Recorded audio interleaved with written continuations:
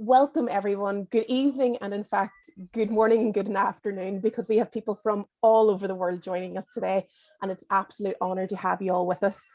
This is the penultimate night of Breastival, which has been an absolutely incredible week, filled with sessions, including our launch with Sabina Higgins.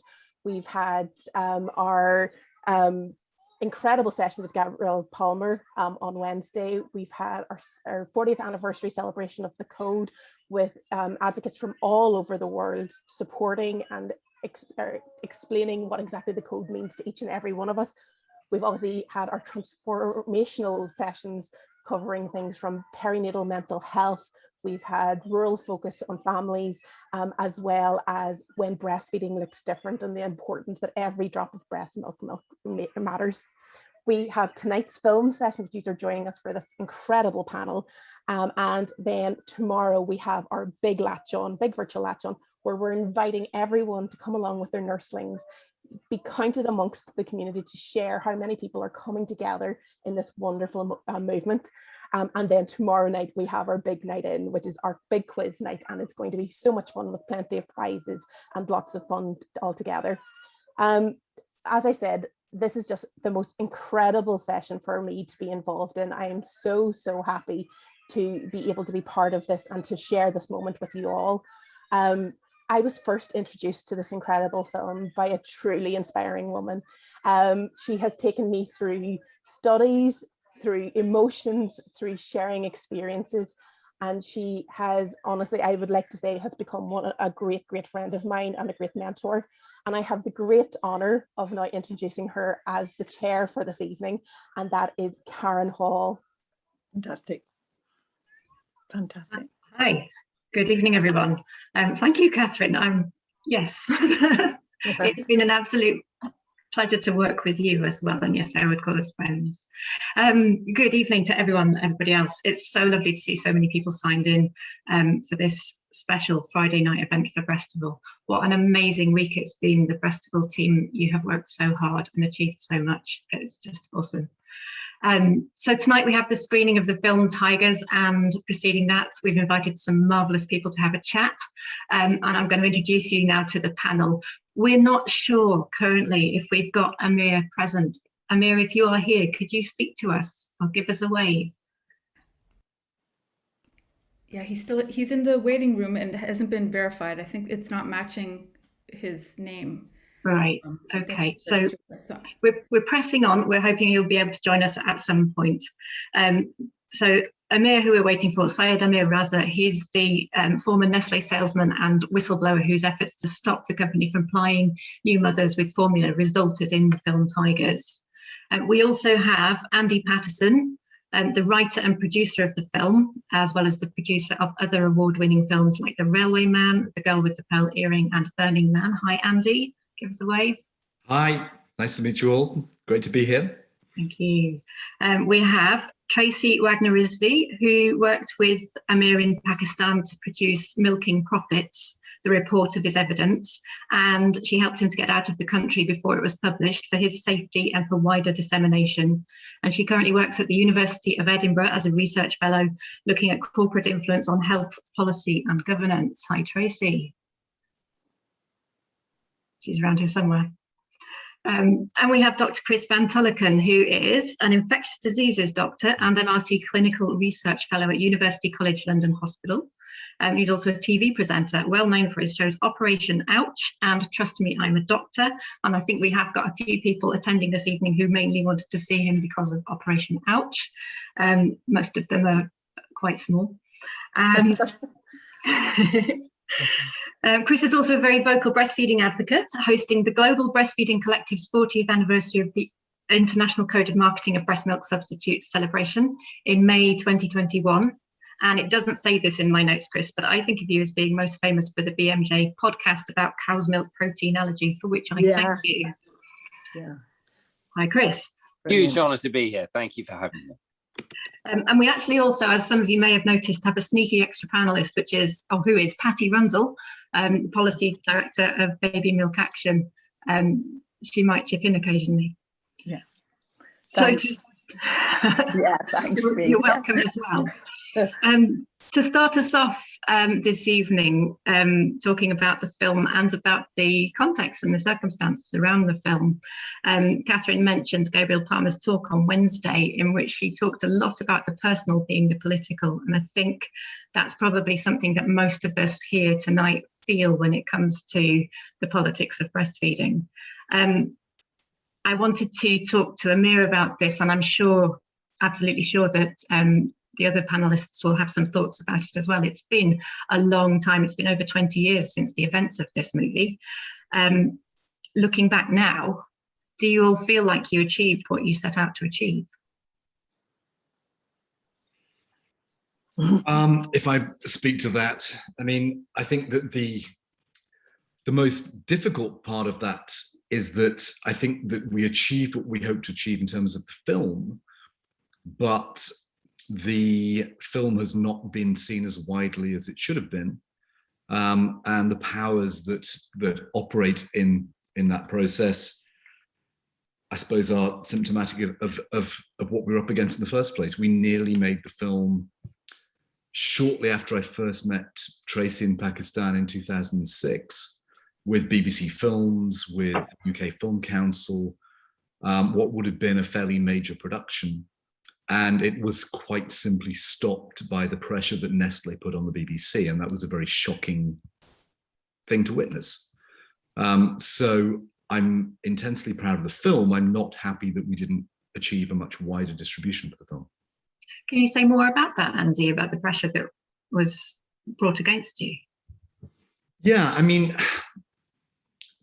making independent films is very difficult. You are trying to piece money together from lots of sources, but when you have a company like BBC Films, which is the film wing of the BBC, I actually started my career at the BBC many years ago. And back in those days, if the editorial decision at the BBC was made that you were going to do something, then the rest of the corporation fell in line behind that. In the world of independent film, you have to get insurance. You have to be able to have insurance so that if people try and sue you to stop you making the film, you're covered for that. And when you're dealing with a company like Nestle, which is so colossal, so litigious, what they did was simply write letters to the board of the BBC, to the head of the BBC, make it very clear that it was likely that they would take action against the film if they could. And what the BBC should have done, they went through various processes. They said to us, okay, prove to us that everything in this film is true, which we did with, I could show you the boxes and boxes and boxes of files, the evidence, the research we did. When we failed to get the insurance that we would like to get, quite simply because the insurers said, if they sue you, it will cost hundreds of thousands of pounds to defend it. And as insurers, it looks to us pretty likely they're going to do that, so we can't insure you against that. So the BBC said, okay, we need to bring this in-house, use BBC's insurance. We will send our own researchers to Pakistan to help verify this. And they did that. And the researchers came back going, well, it's not only true, it's much worse than that. This is a specific story, but every hospital you go into, as we had, and talk to the doctors, they will just kind of go, what we're up against is the power of this corporate, well, all these corporations. Nestle is only one of the organizations, obviously. Every hurdle they set us, we got over. And finally, we had to call for a meeting with the top person at the BBC in terms of this decision, who was ironically and beautifully in those days called the head of vision. It was the current bit of corporate jargon they had. And she made it very clear to me that she wasn't going to take the chance. She simply wasn't going to risk her career, risk all the fuss. She actually said to me, and I've said this to Amir many times, and he will forgive me for saying it, she said, the Daily Mail will say, BBC duped by blackmailer. And I said to her, that the accusations of blackmail, we carry that whole story in the film.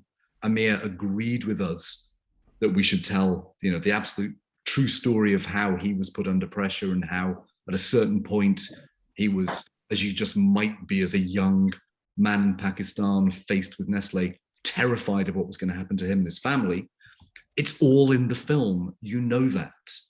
And she said, Andy, people will read the headline and they'll believe it, and we will be vilified as a corporation. And I'd actually known this person for many, many years, because when we were babies at the BBC, she was a young journalist on Newsnight and I was a young editor in TV News. And we used to sit there late at night editing Newsnight pieces. And she'd risen up through the corporation. And by that point, she was earning a great deal of money and she was on a high-flying career. And I said, if you don't make this film, the BBC shouldn't exist, because public service broadcasters like the BBC exist only to have the courage to tell a story like this. And she wouldn't do it. And 2006, 2007, took us another 5 years to find a very courageous Indian producer and financier, and another 2 years to make it and finish it. And the last time Tracey and I met was at the Toronto Film Festival in 2014, when we finally showed the film, and it was bought by a kind of, the Asian Netflix Z5, who put it on kind of worldwide platform. So millions of people have seen it, but it still hasn't had the impact it should have had, because people are, on the one hand, too scared to tell it, and on the other hand, the litigious might of these huge corporations simply have the power to scare people and say, don't do this. Yeah, sounds like yet another failure of corporate social responsibility on a huge scale. I have a news flash for us, which is that we have Amir. He's here. Hooray! So Amir, if you're able to speak to us and say hi, I think that'll show us your face. Still not sure. Okay, well, hopefully we hear from him shortly. So I wonder if the rest of the panel would like to speak to what Andy's just said, kind of about the impact that this film would have had on the wider public if it had gone out for general release. What difference would it have made? Yeah, would it have made a difference? I mean, right from the start, even when Andy and Dennis came to Pakistan to first investigate the story, I think there was the idea that, like, this is it's old news. It's been taken care of. The Nestle boycott was successful. So I think it would draw a lot of people's attention to the fact that this has been still continuing, that it still does continue, and that it's not an over and done situation. And also, I think, open people's eyes somewhat to the kinds of things that happen behind the scenes when they feel they're making choices about their own lives and decisions about what they consume, that there's a lot of factors that are going on behind the scenes to guide them towards that decision being the only possible one. And I hope that they might look at our food system more broadly, also with that kind of a perspective, because once you start seeing it, you can't unsee that. You start seeing those kinds of influences everywhere in our day-to-day activities, but you start to question also what's going on at policy levels and so on. So I would hope that it would definitely I hope it has, I hope it continues to draw attention to this issue specifically, because it's a very, people are very sympathetic towards it, but also give people that lens to see these broader issues in their day-to-day activity, their day-to-day lives. And I could see Chris nodding there as well. This is kind of your area, isn't it? I think there's a sort of intriguing thing here that people watching this film would be, more people watching it would be so powerful, partly because of the evidence we have from the regulation of the tobacco industry, that we know that the denormalization of an industry is a really sort of potent weapon in helping people quit using them. And that isn't trivial for young mothers or any mother living in an environment where, and for most of Western Europe, certainly in the UK, the infant feeding environment is so dominated by education and influence and research from industry that the film risks being terrifying, but the structures that surround women prevent them actually taking action. But the wider possibility, I think, that more people seeing it would really affect is it would start the boycott again, because I'm sure many people on this call continue to boycott Nestle and have had an uninterrupted boycott. There may be people who only recently realized, but I think people understanding these aren't normal industries. They're not industries that have nutrition institutes. They're not there about nourishment. They're not there to supply food. They're there to supply profit. And so applying consumer pressure might help. But I'm pessimistic about corporate responsibility as a tool, really. I think it needs extremely aggressive regulation. I think corporate responsibility is, I mean, and Tracey, you are far more expert than me, but I think there are very few examples perhaps of true corporate responsibility outside of mandatory regulation. Yeah, I would agree with that.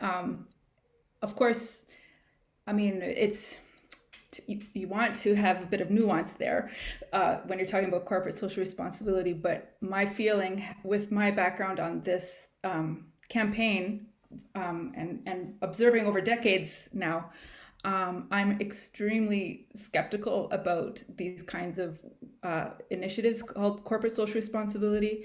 I feel like the companies don't do anything if it's not going to be contributing to their bottom line. So if surely maybe they're doing something that is beneficial. In some cases, there may be initiatives that are truly beneficial, but they won't do that at the expense of their bottom line. So I'm very skeptical and maybe a bit cynical about corporate responsibility, and I absolutely think there needs to be that kind of a formal regulation to bring real and enforceable requirements on companies. Otherwise, these voluntary initiatives and corporate social responsibility is PR. Voluntary initiatives, voluntary governance and regulation, it just doesn't have the teeth that is necessary. Do you think, I feel the film makes this very, very powerful argument for regulation, though, that perhaps I wasn't clear about when I spoke just now, that it may not be a tool that is so much aimed at the mother making a choice or attempting to make a choice about how to feed, but it is a film that I think is transforming feeding environments for children around the world, if not as significantly because of the problems that Andy alluded to as we would all like, but it does make a very clear case for strong regulation. I think that's one of the great powers of this film. Yeah, absolutely. It's about the environment. It's not about individual women's feeding choices, because if mothers are, I'm preaching to the choir here, if mothers aren't given the adequate supports, both in their home, in their workplace, in the society, in the market, those kinds of decisions, they're not really decisions. So I think the film, by showing that kind of context around that and seeing that we're up against some not fair players in this battle, I think that can be really eye-opening, I think, for a lot of people who see it as an individual choice without thinking about those kind of environment questions and system questions. That's certainly the kind of response you tend to get if you bother to email your MP, which, if you knew who my MP was, you'd know why I didn't. Is very much, yeah, no, we're not going to support that because it's up to individual women to make choices, and it's such a huge missing of the point of why we're asking these questions. Yeah. One thing, Andy, you'll have to forgive me. One thing that I slightly take issue with a little bit with the film, and I understand as a directorial, as a dramatic choice, it feels sometimes that it's maybe emphasizing the problems with the dirty water, and the mixing water, and that of course makes it so much more essential in a place like Pakistan and so many other countries around the world. It makes it truly a matter of life and death. Whereas countries in the north, it's not necessarily a matter of life and death, but it's certainly a matter of health and quality of infant and child development. So that would be my one worry, that it might be easy to say, oh, that's a problem over there. And for the countries in the north to say that, well, we don't need to have that regulation. But I understand for dramatic purposes, it absolutely was. Well, yeah, I mean, it's not just dramatic purposes. It's also, it is a specific Pakistan story. Exactly. So that's what you're doing. But I think that, I mean, to go back to something that Chris was saying, the thing that I found equally intriguing about this was that in Amir's story, it's not that the corporations have to do very much. It's that the kind of line management structure will make sure that those line managers are not going to get themselves into trouble. And it's incredibly difficult to take on just the salesman around you. So Nestle and the other corporations can sit there and kind of go, we don't have to do anything here. We can just watch, make sure that people know they're going to get into trouble if anybody rebels. And so the system takes care of itself in the same way that, when the film finally got shown at Toronto, Nestle put a page on their own website saying, here's a little Q&A, the equivalent of people on interview programs going, do I think this? No, do I think that? Are we going to sue the producers? No, we'll just continue to do the wonderful work we do in child nutrition, which was actually quite useful to me going forward, because they did put on their own website, they're not going to sue me, which gives me a certain amount of freedom to push it further. And it may just be that what's happening here tonight is that everybody on this call needs to go, this film has to be shown. Maybe for Tracey, we have to make a northern version where it's, maybe there's an insider kind of film we can make that deals with the other issues that aren't as specifically, Amir's story, but there is nothing better than the personal story where someone like Amir has the courage to let you tell the story warts and all. And part of the reason we have that slightly meta structure in the film of, Danny Houston effectively playing an amalgam of me and Patty, people going, we actually have to just understand what all the pressures are that make this story true. And, there was, if Danice, the director, was here, when we left Tracey in Pakistan in 2006, we had heard from other people in Lahore the story of how Amir at one point nearly took a payoff. And our initial response was, oh my God, he's a villain, we can't tell this story. We literally, the morning after we saw you, ran towards each other down these hotel corridors going, that's how you tell the story. That's why people will believe the story, because Amir was a 23-year-old against a huge corporation. At one point, he got scared. And then his dad said, don't be an idiot. They're never going to give you the money. And, that's what's real. And that's why drama can tell a story that documentaries sometimes can't, because you have to actually go, oh my God, this is a real human being in a real situation. And that's how human systems work. And if you don't get inside that notion of how human systems really work, you don't see how corporations like Nestle see how to exploit that situation. So drama can do something in a way that other things can't. But, this film could still be seen by a lot more people. And I'll probably be driven after tonight to go back to BBC and say, maybe you should just buy it now and show it because people want to see it. Yeah. Maybe things have changed. Yeah. And do a European version. It would be really lovely to hear from Amir right now about that, if he's able to talk to us. I know he's here. Amir, talk to us. Hi, Catherine. Hi. Oh, brilliant. Can you hear me? Brilliant. Yes, we can hear you. Hello, welcome. Hi. Hiding. Hi, Andy. Hi, Andy.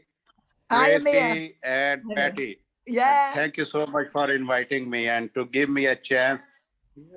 Hi. Yeah. And thank you so much for inviting me and for this wonderful discussion. We are talking about tigers, and I am still in Pakistan. And on the very close on that place, I am just recalling when you are talking about all this stuff. I am recalling about my, the 23 years back, what happened. And I am so amazed when I see Tracey that she is wearing glasses, and I am also wearing glasses too. We are too old. It's 23 years old now. Story.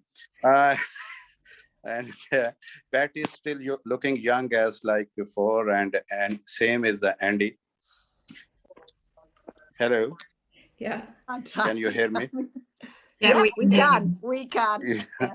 And yeah, and I think it's so amazing that after 7 years, that when the first premiere is happened in Toronto, and still we are on this 2021, we are watching this film again, and the impact of this film is, I think, is going.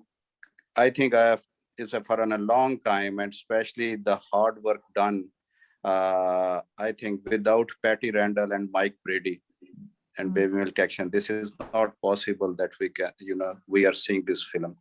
And as far as Andy is concerned, oh my God, without this, I think why not WHO hire him as a director general of the, for the promotion of the breastfeeding instead of the other people, they have done nothing, especially the UNICEF people and all, they are talking about the breastfeeding and all this stuff. But especially the screening in that forums is not happened. And but I am so lucky that I have people like Andy, Dennis Stanwyck, and Patty, Mike, Tracey, and I met Dr. Zafar Mirza, who's the first place I met him for this film, just recently in Pakistan. For me and for my family, I think is when we start, we never know about this one, that this is turn around like this, and this is happening because when we are living in this third world countries on this part, we think that when you complain, especially when there is an, the foreigners are in Pakistan, they are the management of Nestle, they are all is from outside from Pakistan, and we are thinking they are listening when I sent the legal notice on 1997. But instead of they appreciate on that one, they give me a very nasty response. And then, I think I have no idea how is, we can get in touch with Tracey at that time, and, all this stuff, and then Patty. And I think, Patty, you are in your home in Cambridge? I am. Yes, I am. Yeah, I am. Can you see? Yeah, all right. Yeah. Yes, from this house, I have very lovely memories. I spend as a wonderful time here.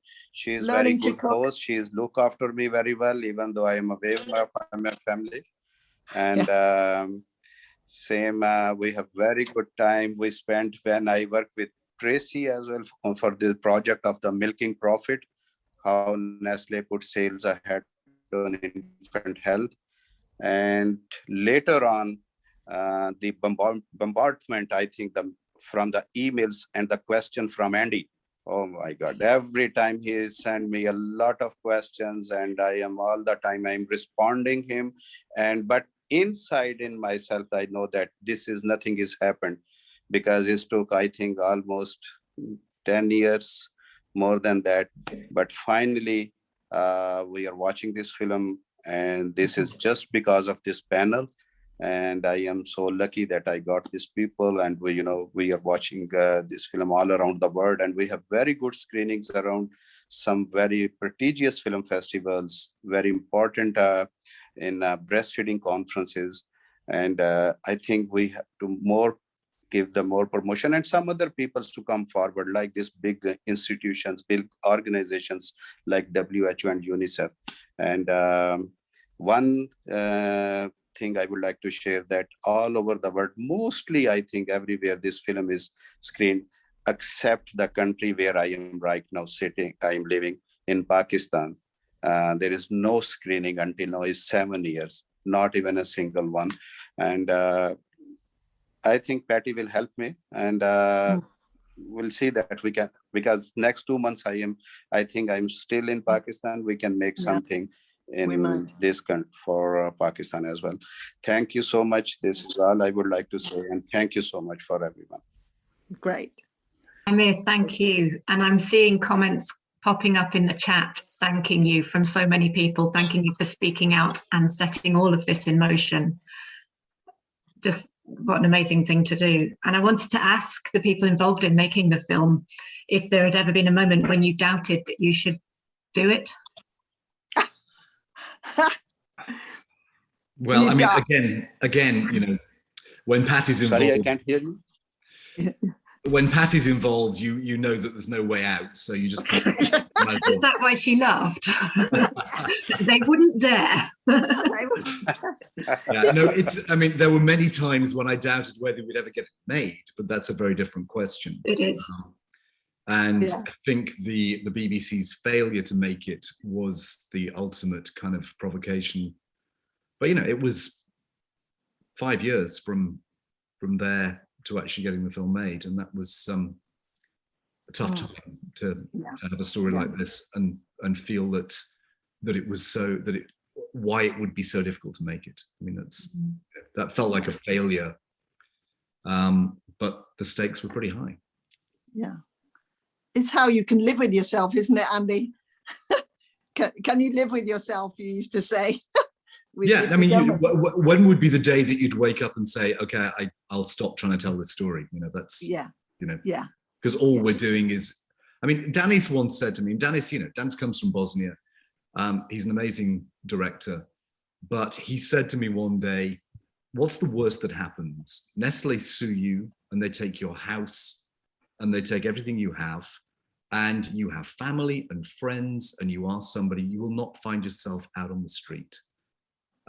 Which is a pretty nice, pretty cheap trick to play, but you know, it is true. We are privileged in a way, and you know, when we went up to Pakistan and up to Sialkot, you find yourself, you know, Amir was in exile effectively in Canada, and we were visiting with his family who he couldn't meet, and you're investigating a story, and you come to realize through trying to tell that story that, you know, I'm sitting with Amir's wife and he can't be with his wife and his children. So, you know, as a filmmaker, that's a pretty extraordinary place to be. So it was, you know, thank heavens we got the film made. Otherwise, I'd still be trying to get it made. Yeah. Absolutely. I'm told that we've got time for one last question, and I wondered if I could ask something of Chris, which is, I wondered if doctors in the UK get approached in this way by the baby milk industry. Well, so I in 2018, Karen, you mentioned this, I published an investigation of the formula industry, a very sort of unglamorous little area of this non-IgE mediated allergy in exclusively breastfed infants. So quite a niche little guideline problem that revealed the sort of total grip of this industry on infant health. And after I published it, because it had started with the telly program, and because I write for the Daily Mail, my wife's an editor at the Daily Mail, and whatever everyone's individual politics are, it's a very useful platform to be able to speak to people in. So I published pieces in the Mail and amplified it. And a few weeks later, my agent was approached by a sort of association of dairy producers, and I was asked if I could just present a paper, quite an innocuous, not a terrible paper, something about how cow's milk is good for grown-ups, to some journalists it would take about half an hour. I could do it online. And the initial offer was £20,000. Now, if they start with £20,000, always you can double it. So it was going to be £40,000 for half an hour's work. And that would have created a conflict. So when we looked into it, of course, this association of producers was obviously a dairy, owned or funded by multiple dairy conglomerates. So it would have created a very useful conflict. And that kind of thing happens really, really regularly. Almost every single media doctor on television has at some point had a relationship with the formula industry, or is openly, there are videos of them on the Nestle Nutrition Institute website or on the Danone website. So yes, the answer is that UK doctors get it, and especially media doctors are a particularly shameful group of grubby people who will desperately want some money. And I'm not naming any individuals, but I personally, I was very lucky though. These things would have been very tempting for me, as I'm very sympathetic to Amir, but because I had people like Patty and that wider community, many people probably listen. In fact, I know some of the people who influenced me are listening. My hand was held through these decisions. But I definitely I'm pretty sure I sent Patty a text saying, "Hey, can I take this 20 grand?" And she said no. Yeah. I don't know if you remember that. I can't remember that. No. Sorry, a long story, but yes, we're all off of the money. I sound like an ogre. I'm an ogre. Yes, like a Reverend Mother. Yeah. So there you go, Andy. I think that's the start of your next movie.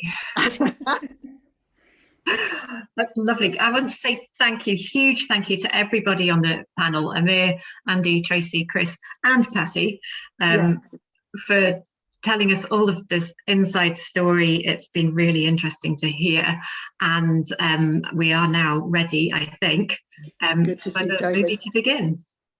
Brilliant.